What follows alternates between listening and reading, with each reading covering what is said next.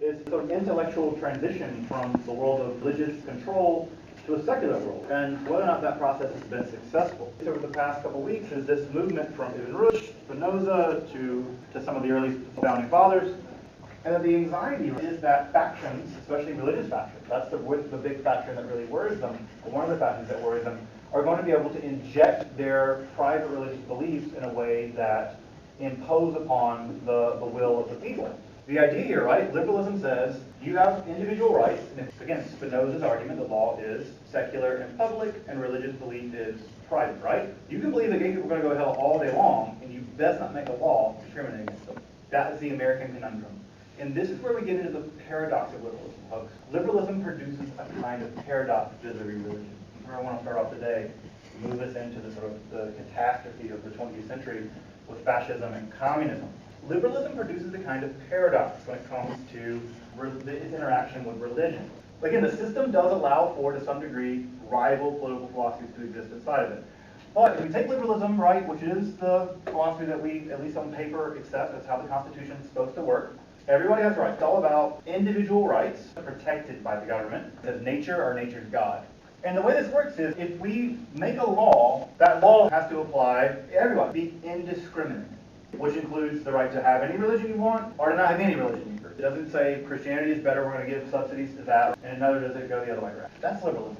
But we have a problem when this comes up against religion. Really, that's true of the monotheistic religions.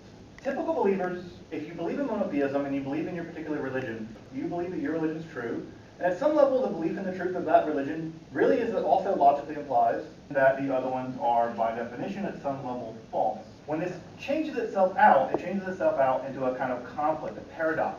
If your religion is true and you really believe that, guess what almost all these monotheistic religions have in them? Yep, they have laws. This is right and this is wrong and this is right and this is wrong. And I bet you've looked through the Bible and seen some of those laws. These laws come from God. You don't get to vote on God. Like, we're going to let God. But you don't get to do that, right? The idea here is if God is God, if they're just the one, then the laws they pass are immutable and they cannot change. That is to say, these laws, in some sense, are not up to public debate. They are the immutable laws of a perfect God.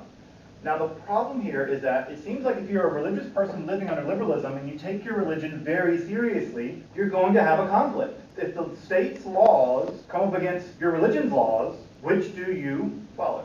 How do you resolve this issue? And the answer to that is, there's a wide range of people trying to answer this. There is an easiness to this relationship. Your private doubt can't become public issue. There may not be a solution to it. You want, on the one hand, individual rights, you can believe whatever you want, but if what you believe says state law does not trump God's law, then how do you have a negotiation with that at the state level, right, the secular level? You're like, yeah, whatever, you're just some guy. My boss is God.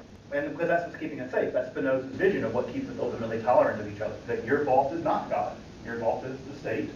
Publicly, privately, you can believe whatever you want at some level. But there's a worse problem. 1900, 1905. By that time period, many, many countries had gone to liberalism. Most European countries had gone to liberalism. They still have kings and queens, but they don't have much power. So by 1910, liberalism was sweeping through the world and was very successful. And it makes sense why it's successful. It wants to have some rich asshole telling you what to do. The Russian revolutionary Lenin said that liberalism is simply picking every several years which group of people will oppress you. In many ways, things were pretty amazing. We just discovered relativity. So medical science was developing rapidly. Chemical science was developing rapidly. The earliest plastics were invented in 1910. We take that for granted now. So by 1900, I'm not saying things were perfect, obviously. But in many ways, many people thought, we've adopted liberalism, we've thrown off these feudal monarchies, these aristocratic lords or whatever, and at the end of the day, right, people are reading for the first time. Their newspaper literacy rates are the highest it's ever been, and at this time period really going quickly ahead. And it's just going to take time, but we're going to get rights. Everyone's going to get rights. We're on the slow path to living in a better world. And then World War I happened. It was carnage at a level that had never been seen, unimaginable nightmare. In the aftermath of World War I, we're looking at a situation of chaos, complete chaos in Europe. People on both sides of the political spectrum began to wonder about, does this work? What does it mean to have individual rights if you vote for a government that packs you into a boat and sends you to die in a ditch? What does it mean for me to have rights if I'm going to be chewed up by a machine gun somewhere else? Liberalism at this time reached a complete crisis. And what you end up getting on both sides of the deal of the issue with liberalism is that things go wildly to the left and things go wildly to the right. The world splits politically. We're experiencing that same split now. How many people hear this word liberalism and hear it as like a bad word? The polarization happening again. So this split breaks into two directions. There's folks on the hard left, and there are folks on the hard right. Generally speaking, we can track these to communism on one side and fascism on the other. Middle is kind of something like liberalism. So think about this as a spectrum. The question for both of these big camps was, what do we do with religion? They both deal with it in different ways.